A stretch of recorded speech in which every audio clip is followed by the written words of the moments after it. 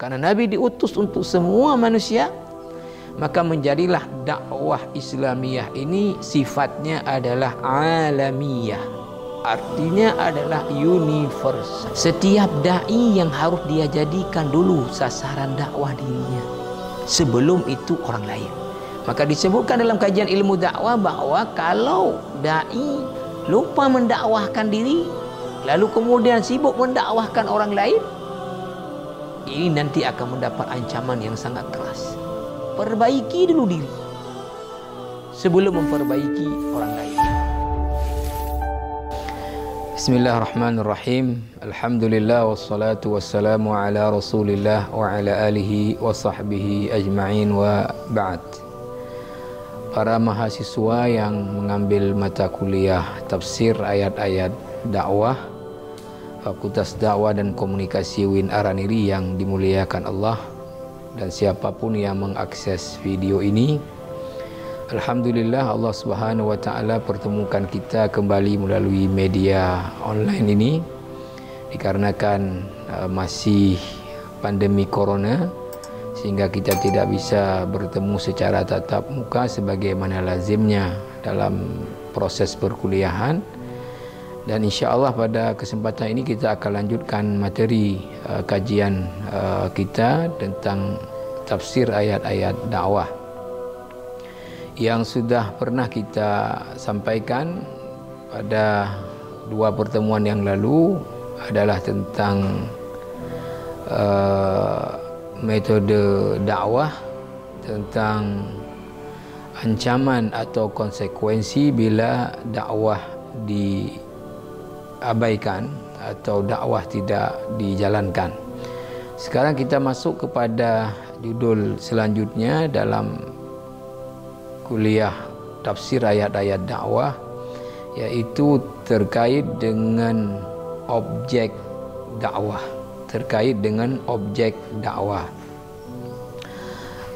Para ulama yang menulis kitab-kitab tentang dakwah, seperti yang sudah pernah kita sebut, Profesor Dr. Abdul Fattah Al-Bayanuni dengan kitabnya Al-Madkhal ila Ilmi Da'wah, kemudian ada Dr. Abdul Karim Zaidan Usulud Da'wah, ada Profesor Dr. Yusuf Al-Mir'ashli Usulud Da'wati ila Allah, ada juga yang menulis tentang khusus terkait dengan masalah objek dakwah, yaitu Profesor Dr. Hamud Ibni Ahmad Ar-Rahili yang menulis kitab tentang Asnaful Mad'awin wa Kaifiyatu Da'watihim. Para ulama yang menulis kitab-kitab dakwah, mereka biasa menyebutkan bahwa sebuah dakwah tidak mungkin bisa berjalan kalau tidak terpenuhi unsur-unsur berikut. Ini sering mereka sebut dengan istilah, kadangkala istilah arkanud dakwah, rukun-rukun dakwah, bahwa dakwah akan berjalan bila ada da'i yang menyampaikan dakwah atau yang mengajak.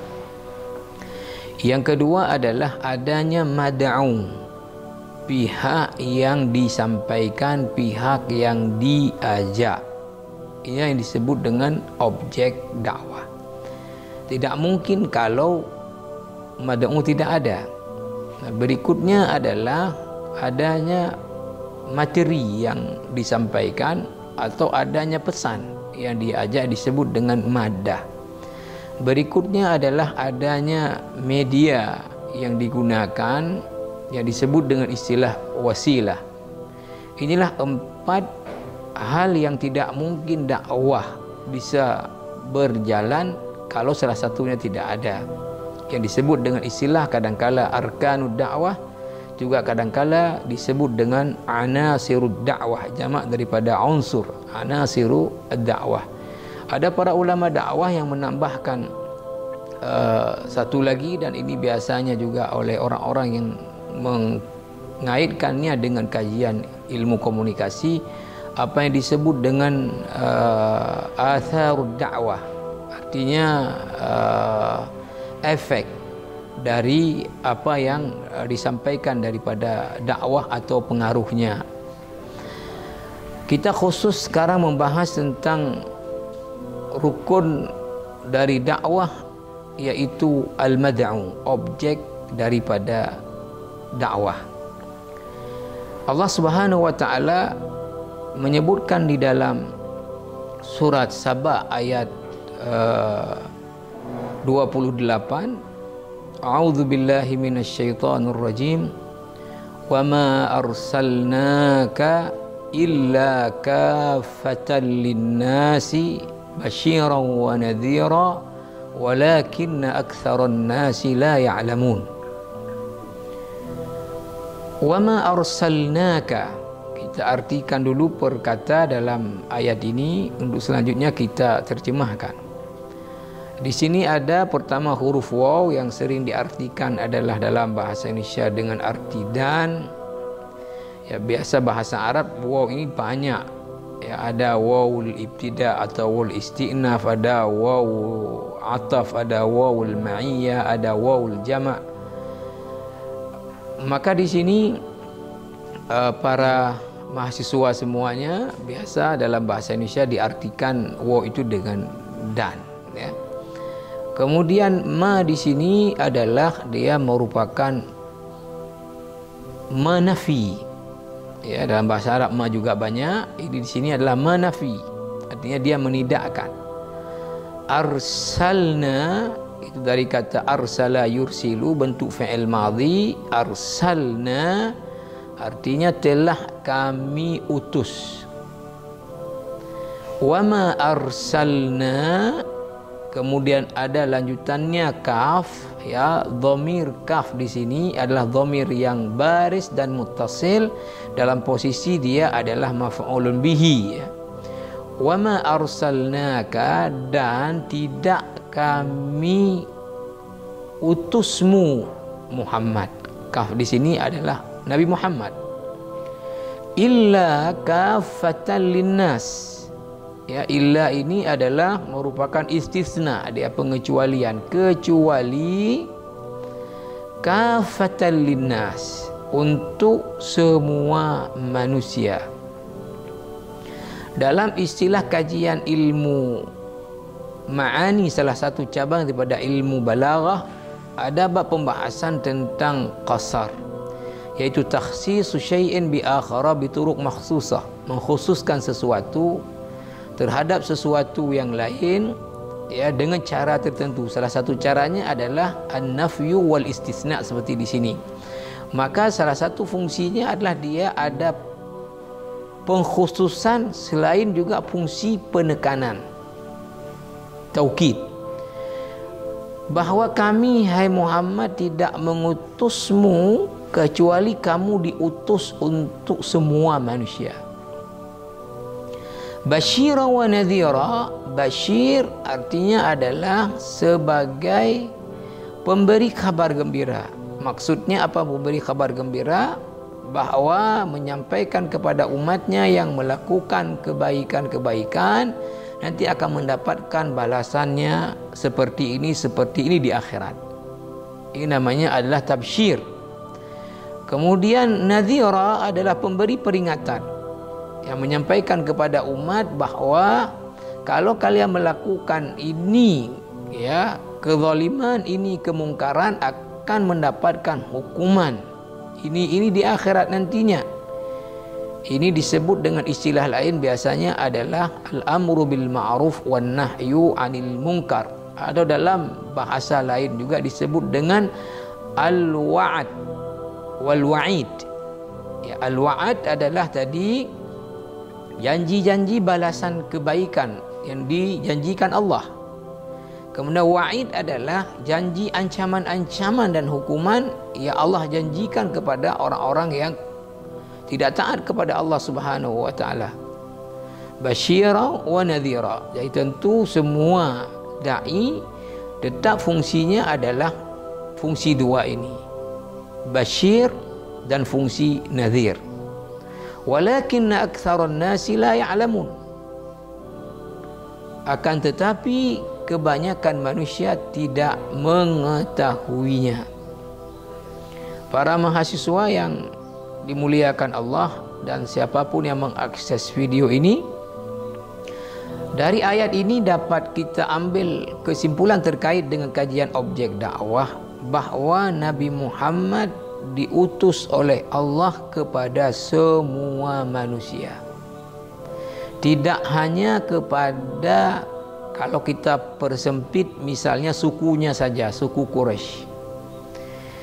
Kalau kita perluah kepada bangsa, tidak hanya kepada bangsa Arab, tapi untuk seluruh manusia. Ini yang membedakan Nabi sallallahu alaihi wasallam dengan para anbiya, para rasul sebelumnya, di mana mereka diutus untuk kaumnya masing-masing. Misalnya Allah menyebutkan wa ila adin akhahum huda. Kepada kaum Ad diutus kepada mereka adalah Nabi Hud, yang itu adalah merupakan dari kaum mereka, dari kaum Ad juga. Wa ila Thamuda akhahum salihah. Kepada kaum Thamud diutus Nabi Saleh dari kaum Thamud juga. Kemudian wa ila Madyana akhahum Syu'aiba. Kepada kaum Madian diutus Nabi Syu'aib juga dari kaum Madian. Begitu juga nabi-nabi dari kalangan Bani Israel. Sementara Nabi Muhammad SAW diutus untuk semua manusia, dan beliau adalah merupakan penutup semua para anbiya dan para rasul. Khataman Nabiyyin, penutup para nabi. Nanti dalam hadis dijelaskan juga penutup para rasul. Sehingga kadang-kala berdasarkan kepada ayat bahwa Nabi Muhammad disebutkan dalam Al-Quran Khataman Nabiyyin, tidak disebut dengan Khatamar Rusul. Ada pihak-pihak yang mencoba untuk kemudian menghadirkan syubhah, keraguan dalam pemahaman umat Islam ini, bahwa Nabi Muhammad adalah Nabi terakhir tapi bukan Rasul terakhir. Sebagaimana ada pernah berkembang aliran yang mengatakan sebenarnya dengan berdalilkan tidak disebut Al-Quran. Tapi dia tidak membaca bahwa dalam hadis disebutkan dengan tegas juga adalah Rasul yang terakhir. Jadi sebagai Nabi dan Rasul yang terakhir, Nabi Muhammad diutus kepada semua manusia. Nah, makanya dakwah Nabi Muhammad sallallahu alaihi wasallam yang kemudian diteruskan oleh para sahabatnya, kemudian oleh para tabi'in, dan kemudian generasi-generasi selanjutnya, siapapun yang berdakwah seperti kita sebut, maka dia adalah melanjutkan tugas daripada Nabi sallallahu alaihi wasallam, melanjutkan sebuah usaha yang sangat mulia yang Allah telah bebankan kepada Nabi Muhammad sallallahu alaihi wasallam. Karena Nabi diutus untuk semua manusia, maka menjadilah dakwah Islamiyah ini sifatnya adalah alamiyah, artinya adalah universal. Maka dakwah Islamiyah ini objeknya, ya, sasaran orang yang didakwahkan adalah seluruh manusia. Ya, katakanlah kalau kita mengambil sekarang ini dari segi bangsa, ada bangsa Eropa, ada bangsa Amerika, ada bangsa Afrika, ada orang-orang Asia. Semua manusia setelah kehadiran Nabi Muhammad sampai dunia ini kiamat, ini menjadi objek daripada dakwah Islam. Maka objek dakwah Islamiyah ini amat-amat luas, karena semua orang menjadi objek daripada dakwah. Maka para ulama dakwah, ya, di dalam membahas tentang rukun al-mad'u ini, objek dakwah, misalnya bersama saya ini kitab yang ditulis oleh Profesor Dr. Syekh Hamud Ibni Ahmad Ar-Rahili, khusus membahas tentang asnaful mad'awin wa kaifiyatu da'watihim. Kelompok-kelompok yang menjadi objek dakwah dan bagaimana cara mendakwahkan mereka. para ulama dalam kitab-kitab dakwah mereka ada yang membagi objek dakwah ini karena semua manusia tadi, ya. Ada yang membaginya kepada, ya, muslim dan non muslim, atau istilah lainnya kafir. Ada yang membaginya juga kepada muslim, kemudian ada ahlul kitab, yaitu Yahudi dan Nasrani, kemudian ada orang musyrikun, orang yang musyrik, ya, menyembah selain daripada Allah. Ada juga yang membaginya kepada tambahannya mulhidun, orang-orang yang tidak ada Tuhan, orang-orang ateis. Kemudian ada al-munafiqun, orang-orang munafik.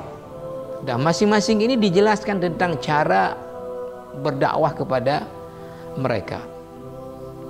Nah, umat Islam sendiri juga ini dibagi lagi kepada kelompok-kelompok dalam Islam ini.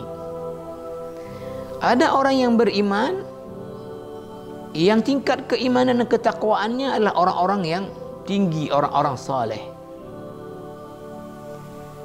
Ada juga di antara orang beriman ini jumlahnya malah banyak beriman tetapi orang-orangnya fasik. Nah, maka ke setiap orang ini dalam kelompok Islam sendiri juga ada metode yang dijelaskan tentang bagaimana mendakwahi mereka. Begitu juga dalam mendakwahi ahlul kitab, orang Yahudi, orang Nasrani, dalam mendakwahi orang-orang musyrikun, dalam mendakwahi orang-orang yang mulhidun, ateis, dalam mendakwahi orang-orang munafikun. Kesimpulannya bahwa seluruh manusia menjadi objek daripada dakwah Islamiyah. Maka oleh karena itu tidak mungkin mana-mana daripada dai dan kelompok atau organisasi yang bergerak di dakwah ini mampu mengcover semua daripada objek dakwah. Itu tidak mungkin, karena luasnya objek dakwah. Nah, makanya para ulama, misalnya Abul Fattah Al-Bayanuni dalam kitabnya Al-Madkhal ila Ilmi Da'wah mengatakan bahwa di antara perkara penting bagi setiap dai dan setiap artinya kelompok, ya, organisasi dai ini adalah at-ta'awun fima bainahum, saling bekerja sama sesama mereka di dalam berdakwah. Agar supaya apa? Agar supaya, ya, yang tidak mampu di-cover oleh satu kelompok maka akan di-cover oleh kelompok lain. Kadang ada orang yang berdakwah melalui jalur politik. Kita tidak perlu sebutkan nama kelompoknya. Ada yang berdakwah melalui jalur pendidikan. Ada yang berdakwah melalui jalur mimbar masjid atau halaqah pengajian. Ada yang berdakwah dengan cara mendatangi door to door, rumah ke rumah. Maka menarik sekali Abul Fattah Al-Bayanuni dalam kitabnya mengangkat bahwa beliau pernah bertemu dengan Abul A'la Al-Maududi. Kita tahu ini adalah ulama dan tokoh pergerakan Islam yang bergerak dakwah dalam bidang politik sangat besar di India. Abul A'la Al-Maududi bertemu dengan Abul Fattah Al-Bayanuni di Mekah. Dalam kitab beliau Al-Madkhal ila Ilmi Da'wah beliau cerita bahwa kemudian Abul Fattah Al-Bayanuni bertanya kepada Abul A'la Al-Maududi tentang, ya, gerakan dakwah yang dilakukan oleh jamaah tabligh yang mengkritik, ya, cara dakwahnya Abul A'la Al-Maududi dengan jalur politik. Sementara jamaah tabligh lah dengan jalur tadi pendekatan hati, door to door. Apa jawaban Abul A'la Al-Maududi? Mudah-mudahan ada bahagian yang kita tidak mampu cover itu dilakukan oleh mereka. Maka artinya bahwa sangat penting bagi dai dan bagi kelompok-kelompok gerakan dakwah ini untuk kemudian saling bekerja sama, ya, agar supaya apa? apa yang tidak bisa dilakukan oleh satu kelompok maka dikafir oleh kelompok yang lain. Dan ini pun tentu tidak akan mampu juga mengkafir semua daripada objek dakwah tadi. Nah, maka oleh karena itu para mahasiswa, ya, kadang-kadang banyak orang yang mengeluh, ya, dalam hidup ini dengan sulitnya lapangan kerja, kecilnya lapangan kerja. Maka kalau kita lihat daripada objek dakwah ini, sesungguhnya lapangan kerja, ya, dakwah ini amat luas. Orang-orang yang ada di Amerika Latin butuh kepada dakwah. Orang-orang yang ada di Soviet butuh kepada dakwah. Sekarang namanya Rusia. Orang-orang yang ada di Afrika butuh kepada dakwah. Orang yang ada di Amerika butuh kepada, orang-orang yang ada di Eropa butuh kepada dakwah. Bahkan umat Islam sendiri, ya, karena masih banyak jumlah orang-orang yang belum taat kepada Allah, sangat membutuhkan kepada dakwah. Bahkan orang-orang yang saleh pun masih terus butuh untuk dakwah, karena mereka selalu saja ada usaha-usaha perangkap syaitan yang akan menarik mereka keluar daripada jalan yang benar. Nah, oleh sebab tidak mungkin, ya, mana-mana da'i dan kelompok dari pergerakan dakwah ini untuk kemudian mengkafir semua, tentu Allah la yukallifullahu nafsan illa wus'aha. Tidak akan dibebani seseorang melainkan menurut kemampuan yang mampu dia lakukan. Maka dalam kajian ilmu dakwah, ya, dalam bahasan ini maka kita kemudian masuk kepada ayat 6 dari surat At-Tahrim. Ayat 6 surah At-Tahrim. Allah Subhanahu wa taala berfirman, Ya ayyuhalladzina amanu qu anfusakum wa ahlikum nara وقودها الناس والحجارة عليها ملائكة غلاظ شداد لا يعصون الله ما أمرهم ويفعلون ما يؤمرون. Hai orang-orang yang beriman, ya ayyuhalladzina amanu. Qu, ini fi'il amar untuk bentuk jamak. Jaga, pelihara. Anfusakum, jamak daripada nafs. Diri-diri kalian. Siapa kalian? Ya, di belakang tadi, hai orang-orang yang beriman, jaga diri kalian. Wa ahlikum, waw adalah dan dalam posisi ataf, dan keluarga kalian. Diri kalian dan keluarga kalian. Dari apa kalian jaga? Adalah daripada an-nar, azab neraka. Waquduhan nasu wal hijarah. Waqud artinya adalah bahan bakar. Yang bahan bakar neraka itu adalah waquduhan nasu, manusia, wal hijarah, batu. Alaiha malaikatun ghiladun syidad. Alaiha artinya di pintu-pintu neraka itu ada para malaikat yang menjaga pintu-pintu neraka. Malaikat dalam bentuk jamak, para malaikat yang punya sifat apa? Ghiladun. Mereka adalah malaikat-malaikat yang kasar, syidad, kejam-kejam. Kenapa? Ya karena sesuai dengan porsi mereka, karena penjaga daripada neraka. Sama juga halnya, mohon maaf, dalam kehidupan di dunia ini, misalnya, ya, di misalnya dunia kriminal, maka mesti yang menangani orang-orang yang jahat adalah juga orang-orang yang kuat-kuat dan orang-orang yang kasar-kasar, karena memang tugasnya untuk itu. Berbeda kemudian kalau fungsinya adalah membuat pendekatan kepada masyarakat, maka butuh orang-orang yang lembut. Nah, malaikat-malaikat yang menjaga pintu neraka memiliki sifat mereka adalah kasar-kasar dan mereka itu adalah kejam-kejam. Ghiladun syidadun la ya'sunallaha ma amarhum, yang mereka tidak pernah bermaksiat kepada Allah terhadap apa yang diperintahkan. Wa yaf'aluna ma yu'marun, dan mereka senantiasa mengerjakan apa yang diperintahkan. Para mahasiswa yang dimuliakan Allah dan siapa saja yang mengakses video ini, bahwa ayat ini kemudian menjelaskan tentang objek dakwah yang tidak boleh tidak harus dilakukan oleh setiap orang. Maka para ulama dakwah ketika kemudian membagi objek dakwah itu untuk kemudian kali tidak mungkin mengcover semua, lalu mana yang menjadi prioritas? Yang pertama adalah tentu dirinya. Ya. Setiap dai yang harus dia jadikan dulu sasaran dakwah dirinya. Sebelum itu orang lain. Maka disebutkan dalam kajian ilmu dakwah bahwa kalau dai lupa mendakwahkan diri, lalu kemudian sibuk mendakwahkan orang lain, ini nanti akan mendapat ancaman yang sangat keras dari Allah Subhanahu wa ta'ala. Maka siapapun daripada dai mesti menjadikan sasaran utama dari dakwahnya adalah dirinya. Perbaiki dulu diri sebelum memperbaiki orang lain.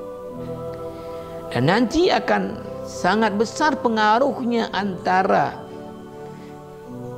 bagaimana ruhaniyah dan akhlaknya dai dengan si mad'u. Maka agar si mad'u ini berubah dan mengikuti apa yang diajak oleh si dai dulu perbaiki diri. Nah, ini menjadi kewajiban setiap dai, maka objek dakwah pertamanya dirinya sebelum orang lain. Jangan mendakwahi orang lain dulu kemudian melupakan dirinya. Yang kedua adalah mesti dan menjadi wajib adalah berikutnya ahlikum, keluarga kalian. Siapa yang dimaksud keluarga? Yang utama adalah kalau orang sudah berkeluarga, istrinya dan anak-anaknya ini adalah keluarga langsungnya. Dan ini juga disebutkan dalam hadis yang sahih, kullukum ra'in wa mas'ulun 'an ra'iyatihi, ar-rajulu ra'in fi ahli.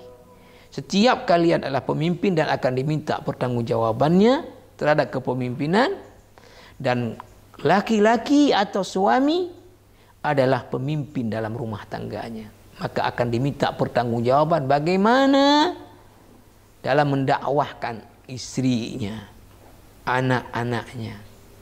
Jangan juga dia kemudian sibuk kemudian mendakwahi orang lain, tapi istrinya mohon maaf melanggar syariat, dibiarkan. Anak-anaknya melanggar syariat, dibiarkan. Namun dia sibuk untuk mendakwahi orang lain. Maka objek dua ini menjadi tanggung jawab semua orang, tidak ada pengecualian. Kalau kita tidak mendakwahi orang Afrika, itu adalah menjadi ma'fu anhu karena kita tidak mampu menjangkau ke sana.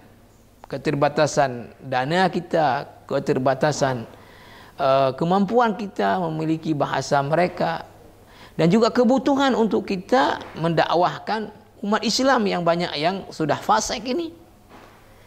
Tetapi untuk diri dan keluarga ini adalah merupakan objek yang tidak boleh tidak.